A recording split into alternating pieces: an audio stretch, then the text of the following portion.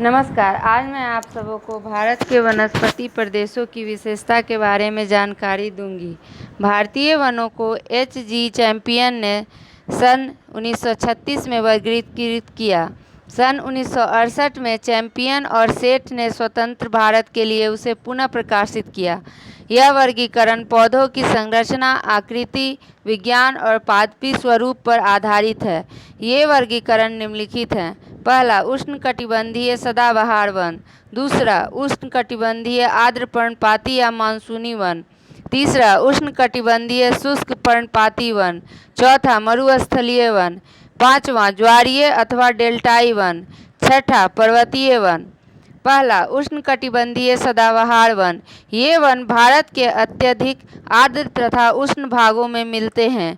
इन क्षेत्रों में औसत वार्षिक वर्षा 200 सेंटीमीटर से अधिक तथा सापेक्ष आर्द्रता 70% से अधिक होती है। औसत तापमान 24 डिग्री सेल्सियस के आसपास रहता है। उच्च आर्द्रता तथा तापमान के कारण ये वन बड़े, सघन तथा ऊंचे होते हैं। विभिन्न जाति के वृक्षों के पत्तों के गिरने का समय भिन्न होता है, जिस कारण संपूर्ण वन सदाबहार दिखते हैं। ये वृक्ष 30 से 60 मीटर तक ऊंचे होते हैं। इनके तने लंबे एवं शाखाएं छोटी होती हैं। महत्वपूर्ण वृक्ष रबड़, महोगनी, एबोनी, नारियल, बांस, सिनकोना, बेंत तथा आयरन वुड है। ये वन मुख्यतः अंडमान निकोबार द्वीप समूह, असम, मेघालय, नागालैंड, मणिपुर, मिजोरम, त्रिपुरा एवं पश्चिमी तटीय मैदान पर पाए जाते हैं। इस प्रकार के वनों का क्षेत्रफल लगभग 46 लाख हेक्टेयर है। ये वन आर्थिक दृष्टि से अधिक उपयोगी नहीं है। इसका कारण इन वनों की लकड़ी सख्त है और एक ही स्थान पर विभिन्न प्रकार के वृक्ष उगते हैं। इसके अतिरिक्त सघन वन होने के कारण परिवहन की सुविधाएं भी सीमित है। दूसरा, उष्णकटिबंधीय पर्णपाती अथवा मानसूनी वन। ये वन 100 से 200 सेंटीमीटर वार्षिक वर्षा वाले क्षेत्रों में पाए जाते हैं। इन वनों का विस्तार गंगा के मध्य एवं निचली घाटी, महाराष्ट्र, कर्नाटक, तमिलनाडु तथा केरल के कुछ भागों में मिलता है। प्रमुख पेड़ साल, सागवान, शीशम, चंदन, आम आदि हैं। ये पेड़ ग्रीष्म ऋतु के आरंभ में अपनी पत्तियां गिरा देते हैं, इसलिए ये पतझड़ के वन कहलाते हैं। इनकी ऊंचाई 30 से 45 मीटर होती है। ये इमारती लकड़ी प्रदान करते हैं, जिससे इनका आर्थिक महत्व अधिक है। तीसरा, उष्णकटिबंधीय शुष्क वन। ये वन उन क्षेत्रों में पाए जाते हैं जहां वार्षिक वर्षा 50 से 120 सेंटीमीटर होती है। इनमें महाराष्ट्र, आंध्र प्रदेश, कर्नाटक तथा तमिलनाडु के अधिकांश प्रदेश, पूर्वी राजस्थान, उत्तर प्रदेश का दक्षिणी पश्चिमी भाग तथा हरियाणा सम्मिलित है। इन वनों के मुख्य वृक्ष शीशम, बबूल, कीकड़, चंदन, सीरस, आम, महुआ आदि हैं। ये वृक्ष ग्रीष्म ऋतु के आरंभ में अपने पत्ते गिरा देते हैं। वर्षा अपेक्षाकृत कम होने के कारण ये वृक्ष मानसूनी वनों से छोटे होते हैं। इन वृक्षों की लंबाई 6 से 9 मीटर होती है। अधिकांश वृक्षों की जड़ें लंबी तथा मोटी होती हैं। इनकी खाल मोटी होती है, जिससे ये जल अपने अंदर समाये रखते हैं। इनकी लकड़ी आर्थिक दृष्टि से मूल्यवान होती है। अब ये भारत में केवल 52 लाख हेक्टेयर भूमि पर ही पाए जाते हैं। चौथा, मरुस्थलीय वन। ये वन उन क्षेत्रों में पाए जाते हैं जहां वार्षिक वर्षा 50 सेंटीमीटर से कम होती है। इनका विस्तार राजस्थान, दक्षिणी पश्चिमी पंजाब तथा दक्षिणी पश्चिमी हरियाणा में है। इनमें बबूल, कीकर, फ्रास, खजूर, नागफनी, खैर, खेजरा आदि जैसे छोटे आकार वाले वृक्ष एवं झाड़ियाँ होती हैं।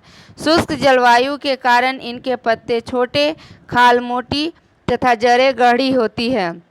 इनसे मुख्यतः ईंधन की लकड़ी प्राप्त की जाती है। डेल्टाई वन। इन्हें मैंग्रोव, दलदली अथवा ज्वारीय वन भी कहते हैं। ये वन गंगा, ब्रह्मपुत्र, महानदी, गोदावरी, कृष्णा, कावेरी आदि नदियों के डेल्टाओं में उगते हैं। सबसे महत्वपूर्ण गंगा ब्रह्मपुत्र डेल्टा का सुंदर वन है। इसमें सुंदरी नामक वृक्ष की बहुलता है, जिस कारण इसे सुंदर वन कहते हैं। इसके अतिरिक्त अंडमान एवं निकोबार द्वीप समूह में भी ये वन प्रचुरता से मिलते हैं। ये वन जड़ें गहन होती हैं तथा ईंधन और इमारती लकड़ी प्रदान करते हैं। ये वन देश के 6740 वर्ग किलोमीटर क्षेत्र में फैले हैं। ये संसार के कुल ग्राम वन क्षेत्र का 7% है। पर्वतीय वन, ये वन भारत के पर्वतीय प्रदेशों में पाए जाते हैं। भौगोलिक दृष्टि से इन्हें उत्तरी या हिमालय वन तथा दक्षिणी या प्रायद्वीपीय वनों में बांटा जा सकता है। उत्तरी अथवा हिमालय वन, ये वन हिमालय पर्वत की दक्षिणी ढलानों पर पाए जाते हैं। भारत में इसका विस्तार 27 लाख हेक्टेयर क्षेत्र में है। इस प्रकार के वनस्पति प्रदेश को विशेषताओं के आधार पर 2 भागों में विभक्त किया गया है। पूर्वी हिमालय वन तथा पश्चिमी हिमालय वन में बांटा गया है। पूर्वी हिमालय वन, पूर्वी हिमालय वनस्पति में उष्ण जलवायु का अधिक प्रभाव है। पूर्वी हिमालय की वनस्पति विविधताओं को ऊंचाई की दृष्टि से 5 भागों में विभक्त किया गया है। ये हैं उष्ण सदाबहार वन 1070 मीटर की ऊंचाई तक, शीतोष्ण वन 3500 मीटर की ऊंचाई तक, कोणधारी वन 4500 मीटर की ऊंचाई तक, अल्पाइन वन 6000 मीटर की ऊंचाई तक, ध्रुवीय वन 6000 मीटर से अधिक ऊंचाई। पश्चिमी हिमालय वन, पश्चिमी हिमालय की वनस्पति में शीतोष्ण जलवायु का अधिक प्रभाव है। यहाँ 1520 मीटर ऊंचाई तक उपोष्ण वनस्पति पाई जाती है। इसमें चौड़ी पत्ती के मिश्रित वन होते हैं। 3500 मीटर की ऊंचाई तक शीतोष्ण वनस्पति पाए जाते हैं, जो पश्चिमी हिमालय की विशेषता है। यह मुख्यतः अल्पाइन प्रकार की वनस्पति होती है। पुनः 6000 मीटर की ऊंचाई पर अल्पाइन वन पाए जाते हैं, जो सिर्फ ग्रीष्म ऋतु में निकलते हैं। 6000 मीटर के ऊपर ध्रुवीय प्रकार की हिमाच्छादन है। इस प्रकार से यह स्पष्ट है कि हिमालय प्रदेश में विविध प्रकार की वनस्पतियां पाई जाती हैं। इस प्रकार के वनों में मुख्य रूप से पाइन, देवदार, स्प्रूस, सिल्वर फर्न, ओक, बीच बर्च, चेस्टनट मैपल, बांस, फर्न तथा लाइकेन पाए जाते हैं। दक्षिणी तथा प्रायद्वीपीय पहाड़ियों के वन, प्रायद्वीपीय पहाड़ियों में उर्मिल घास के मैदान मिलते हैं, जिनके बीच अविकसित वर्षा वन या झाड़ियाँ उगी हुई हैं। यहाँ पर काई तथा फर्न सामान्य रूप से पाए जाते हैं।